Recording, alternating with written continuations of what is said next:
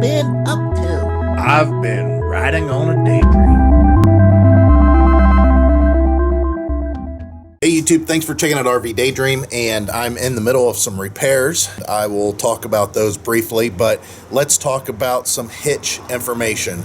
I installed a new hitch on my F250, and it's similar to the one that's on the F150. Actually, they interchange. The problem that I had was the truck, when I bought it, came with a Reese hitch that was kind of a universal hitch, and it wasn't rated for what the truck could pull. Not only that, it wasn't bolted up there correctly. It could have been disastrous because he had spacers in between the hitch and the frame, and that's just not the way that it's supposed to be done. So let me show you the hitches real quick, and then we're going to talk about them. Now, I did installation videos on my F150. I'll put a link here somewhere if you want to look at that and see how you may want to install a hitch. But let's take a look at where I'm at. First, let's look at what I'm doing on the truck, and that'll be something I'll talk about a little later. So I found a real small water pump leak, so I got all this tore apart, and now I see that my oil cooler might have a little bit of an oil leak. Nothing serious, and then you got to figure over 150,000 miles, that's all the dirtier it's got. So I might have to address that, possibly. I don't think that it's really too much of an issue. But the water pump leak, you can see what's involved with that. Whew, a lot of fun there. But let's get to those hitches. As you can see, I got the F150, and this is what's been doing our towing, and that's the hitch. It's a Kurt brand hitch, and it's really nice. I mean, it fits up in there really nice. I haven't had any problems with it. The installation was pretty straightforward. Great brand, and it's held up well for the last 3 years. Been happy with it. So here we have this one. Now it has a Reese plug in it, but it's not a Reese. This one's a Kurt also. But this one installed just as easy as the first one. So let's talk about why I went with the Kurt brand. And there's some differences that you need to be aware of if you're shopping for a hitch. First, I got to talk about some of the weights and the way hitches are rated. They have a couple of different ways that they list weights and carrying capacities for hitches. Now, regardless of what the hitch can carry, you got to make sure your vehicle can carry, and vice versa. You don't want to put a hitch on that's too small for the vehicle in case somebody down the road doesn't read the instructions or anything about the hitch, or maybe the stickers are all gone off the hitch, and they try to hook up something that the truck can haul, but the hitch couldn't. And that was my case. I'm glad that I got underneath there and looked. Like I said, it wasn't installed correctly, and the hitch was a little bit too light for the truck. So if I would have went out and bought a big 8,000-pound trailer, that hitch would have not been rated for it, and it might have been disastrous. So the weights and the way that they're rated on these hitches, you have a couple of different things. You have what they call a tongue weight, and that's the amount that can be pushed down on the ball.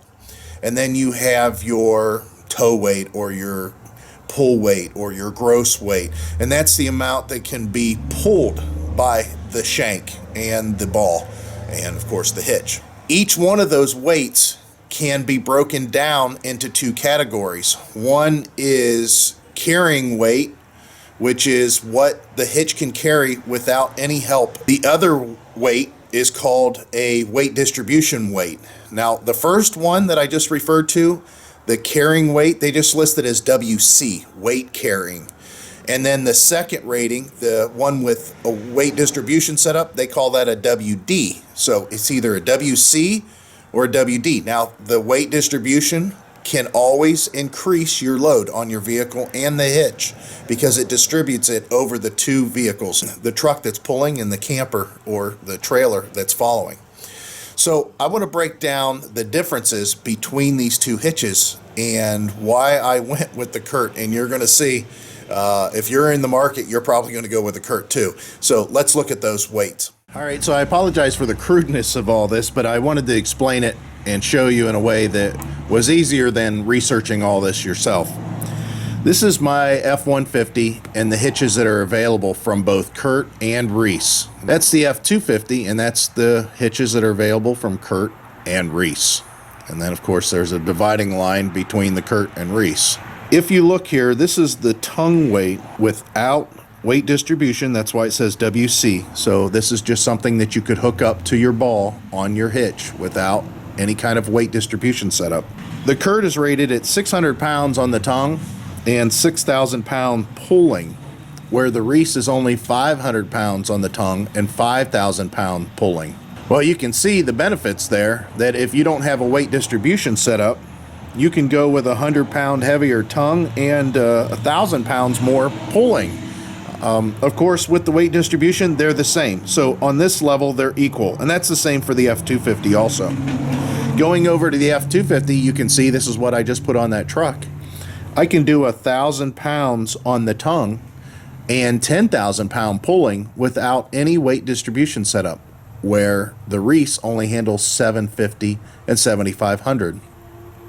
Of course, again, as I mentioned, 1,200 pounds on the tongue and 12,000 pounds pulling is what the Hitch can do. Now, the thing is, a lot of you guys, like myself, aren't going to be towing a camper without weight distribution. But if you go out and pick up a trailer, or you're doing other kind of hauling, maybe landscape trailers or construction trailers or something like that, you can essentially get a little bit more out of the Hitch without hooking up a weight distribution setup. For example, if I go pick up a car on a car hauler, I'm not going to get a weight distribution to hook it all up just to tow it home. It would be ridiculous. So it's nice knowing that the Curt brand can handle a little bit more. Now, here's where the big difference is. Even though the Curt brand can handle more, let me show you what that means as far as purchase. That's right, the Curt brand for the F-150 is $120 versus the Reese, which is $190. I mean, it's $70 more and you get less of a hitch. On the Curt brand, $150 versus $209.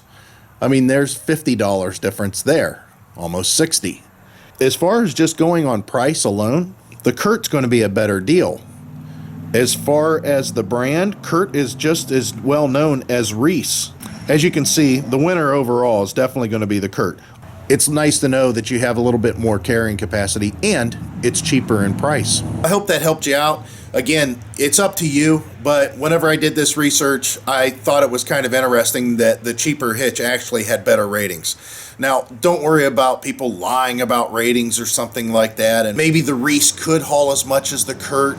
It's just they don't list it, that kind of a thing, because all these hitches, whatever they're listed at, I mean, it's federal regulation. It has to be something that it can do. Can you imagine the kind of lawsuit that would happen if they bought the Curt hitch and put that extra 300 pounds on that Curt says it can handle versus what the Reese can, and then the Curt failed? So it's not an issue. Again, the links are going to be down below for these hitches. I'll list them for the F-150 and the F-250, and both of them are interchangeable. Now, if you want to take your F-150 and put the bigger F-250 hitch on there, you can, but I wouldn't recommend it because the truck can only handle so much, and there's no sense in having a hitch that's way overkill.